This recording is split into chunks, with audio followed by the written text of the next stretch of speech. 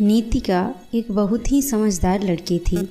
वह अपने घर में मन लगाकर काम करती तथा अपने परिवार वालों का दिल जीतने की कोशिश करती थी, मगर घर में उसकी सास को तो उसकी कोई कदर ही नहीं थी। जब जो चाहे सुनाकर चली जाती थी। आज नीतिका के घर में पूजा रखी गई है और नीतिका सुबह से घर के कामों में लगी है।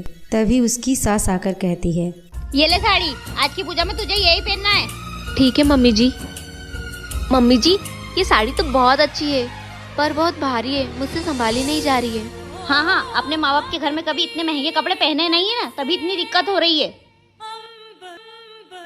मम्मी, भाभी को आपने अपनी पुरानी साड़ी क्यों दी है? अरे तू चुप कर, उसे कौन सा पता है नए पुराने का।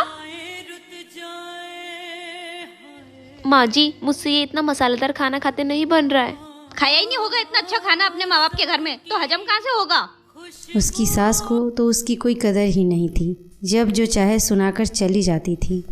एक दिन नीतिका मिक्सी में मसाला पीसने की कोशिश कर रही थी, पर उसे समझ नहीं आ रहा था कि कैसे करूं। माँ जी, ये मिक्सी ऑन कैसे होगी?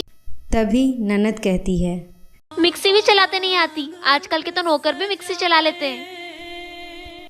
आज दादी सास से रहा ना गया। वह नीतिका के सर पे हाथ फेरते हुए बोली, अरे बहू, तुम रो मत।